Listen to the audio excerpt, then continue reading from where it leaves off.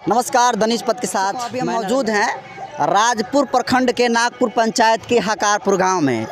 और आप हमारे पीछे जो तस्वीर देख रहे हैं मध्य विद्यालय हकारपुर है और ये भी जो है आपका मध्य विद्यालय हकारपुर है। बाकी आप देख सकते हैं यहाँ के जो भी शिक्षक थे, हम जब यहाँ पर आए तो बच्चों को खेलते कूदते हुए देखे और यहाँ के जो प्रधानाध्यापक हैं उनसे हमने संपर्क भी करी और क्यों बच्चे उछल कूद कर रहे थे वो सारे सवाल पूछे। फिर जो यहाँ के जो प्रिंसिपल हैं, जिनका नाम तो नहीं मालूम है, उनका बाइट लेंगे। राधेश्याम उनका नाम बताया जा रहा है, यहाँ के प्रिंसिपल है।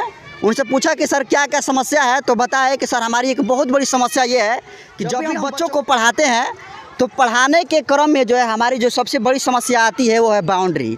आप देख सकते हैं कि किस तरीके से यहाँ पर पूरे विद्यालय के चारों तरफ से जो है एक भी बाउंड्री नहीं आपको मिलेगी। और आप देख सकते हैं कि यहाँ पर दुकानों के द्वारा यहाँ पर अतिक्रमण किया जा रहा है।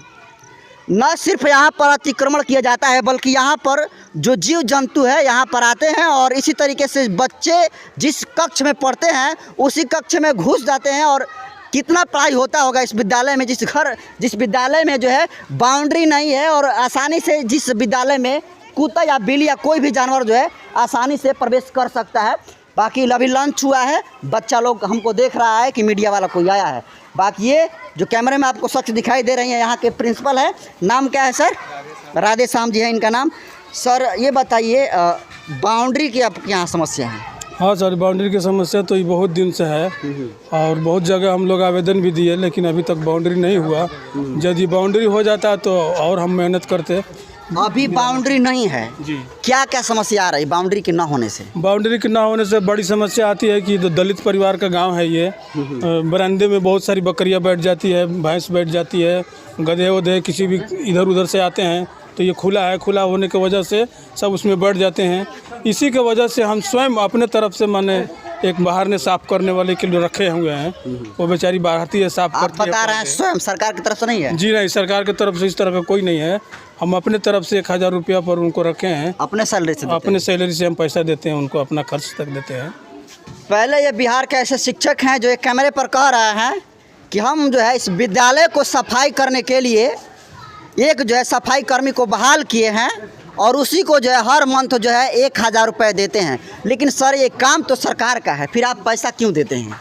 इसलिए देते हैं कि बाउंड्री नहीं है और सारे ये क्या बोलते हैं बकरी उकड़ी सब हक देती है, हमारे बच्चे उस पर चलेंगे।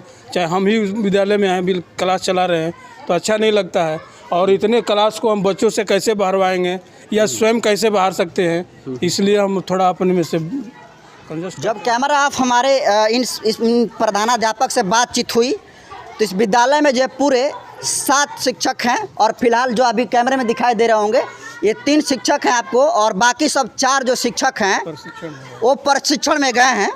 सबसे बड़ा सवाल ये है कि जब सरकार स्कूलों को खोलती है और बहुत सारे बच्चों के विकास के लिए, उनके डेवलपमेंट के लिए कई तरीके से पोशाक प्रोत्साहन राशि लेकर योजनाएं लेकर चलाती है, लेकिन बच्चे को जो मूलभूत आवश्यकता है अगर वो नहीं मिलेगा तो बच्चे पढ़ाई कैसे करेंगे? पहली बात यह है कि यहाँ पर शिक्षक हैं और जो भी शिक्षक हैं उनको प्रशिक्षण में भेज दिया जा रहा है तो बच्चों का पढ़ाई कैसे होगा? सर एक हमको सवाल बता दीजिए आसान भाषा में कि आज के ज़माने में लोग अधिकतर प्राइवेट स्कूल में बच्चों को क्यों भेज रहे हैं? क्या आपके हिसाब से क्या वजह लग रहा है? प्राइवेट स्कूलों में बच्चों को वही भेजते हैं जो संपन्न होते हैं आर्थिक रूप से। दलित के बच्चे कहाँ जाते हैं प्राइवेट स्कूल में? वो तो सरकारी स्कूल में रहते हैं। सरकारी स्कूल में क्यों आते हैं वो लोग आते हैं इसलिए कि गरीब हैं, उनके पास से उतना ट्यूशन फीस नहीं है, उतना खर्चा नहीं जुट पाता है, इसीलिए वो आते हैं। और सरकारी स्कूल के हालात यही है सर कि बाउंड्री नहीं है और शिक्षक भी जिस अनुपात में सरकार उनके प्रशिक्षण पर भेज रही है। बहुत सारे काम शिक्षकों से लिया जा रहा है तो निश्चित है कि बाधित होगा शिक्षण कार्य। तो इस स्थिति में कैसे फिर पढ़ाई होती है बच्चों लोग?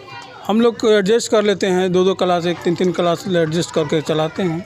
तो इस तरीके से तो एडजस्ट न हो सकता है सर, पढ़ाई तो नहीं हो सकती है? नहीं, शिक्षा में तो उतना विस्तारित पढ़ाई नहीं होगी लेकिन एडजस्ट किया जाता है जब टीचर नहीं रहते हैं। क्या करें, हम लोग की भी मजबूरी है। इनकी मजबूरी है और आपकी मजबूरी को हम समझ रहे हैं और बिहार की जो शिक्षा व्यवस्था है उसकी भी हम मजबूरी समझ रहे हैं, लेकिन मजबूरी नाम का है। देखिए यहाँ को जो शिक्षा पदाधिकारी हैं अगर यह वीडियो को देख रहे हैं तो ये वीडियो जो है हकारपुर के मध्य विद्यालय का है और जब शूट कर रहे हैं तो दिन के 1 बज रहे हैं, दोपहर हो रहा है और आप देख रहे हैं कि पूरे का पूरी जो है बाउंड्री जो है बानी गई थी और पूरी की पूरी जो है बाउंड्री जो है टूट गई है। और जो भी यहाँ पर बाउंड्री देख रहे हैं कि विद्यालय जो है बाउंड्री यहाँ पर जो है स्कूल चलता है और जो भी बिना बाउंड्री का यहाँ पर देख सकते हैं कि कई जो दुकानें हैं अतिक्रमण कर ली गई है लोगों के द्वारा। सर थोड़ा सा इनसे हम बाइट लेंगे, देख लीजिए थोड़ा सा। सर इसके लिए कभी आप लोगों ने आवाज़ नहीं उठाई कि अतिक्रमण किया जा रहा है दुकान के लिए?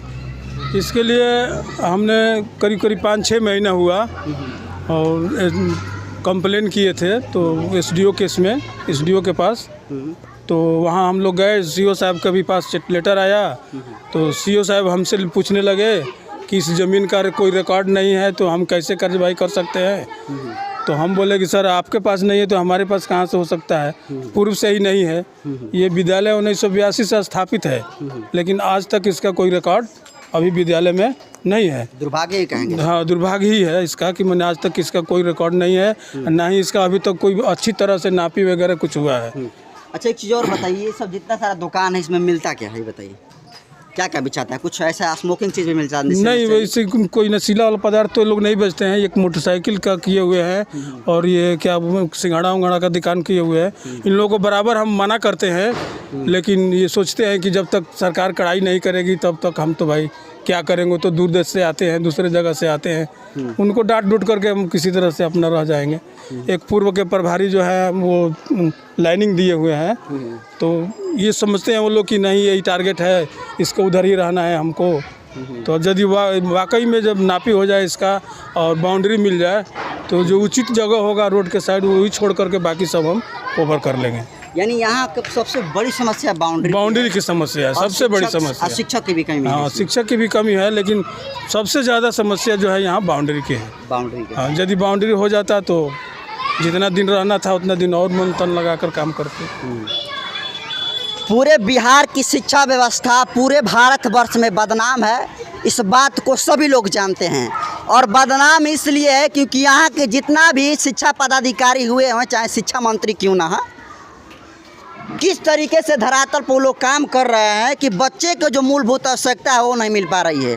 मूलभूत आवश्यकता ये है कि इस ग्राउंड न होने के कारण, यानी घेरवंडा यहाँ पर न होने के कारण बच्चे जो विद्यालय में पढ़ते हैं, कोई भी कुत्ता बिल्ली कोई भी जानवर आसानी से प्रवेश कर जाता है और उनके पढ़ाई में जो है विघ्न उत्पन्न करता है। जैसे कि मान लेते देखिए चारों तरफ से खुला है, इस तरह से भी खुला है और इस तरीके से खुला है। और जानते हैं शिक्षा व्यवस्था को बदनाम करने में अगर सबसे बड़ा योगदान है ना यहाँ के शिक्षा पदाधिकारियों का और यहाँ के मुख्यमंत्री का। और हम चाहेंगे कि इस वीडियो का अगर मुख्यमंत्री हैं तो आप आँख फाड़ कर देख लीजिए कि किस तरीके से बच्चे जो है, आप देखिए पूरा का पूरा कलर इसको मिट गया है। और सबसे दुखद बात है कि इस विद्यालय में एक भी सफाई कर्मी नहीं है। ये शिक्षक बतला रहे हैं कि हम अपने सैलरी से जो भी महिला कर्मी या पुरुष कर्मी को हम सफाई कर्मी के रूप में यहाँ पर नियुक्त किए हैं, वो सफाई करती है और उसको हम पैसा देते हैं और भी अपने सैलरी से। आज सैलरी भी समय से मिलती है या नहीं मिलती है बिहार के शिक्षकों को वो सभी लोगों को मालूम है। बाकी पूरी शिक्षा व्यवस्था यहीं आप देख सकते हैं। अभी हम मौजूद हैं यहीं हकारपुर मध्य विद्यालय की स्थिति अभी आपको दिखा रहे थे और मैं नरेंद्र बसंत हूं और मेरे कैमरे पर हमारे साथी हैं हरेंद्र बसंत जी, TNP न्यूज़ बिहार। धन्यवाद।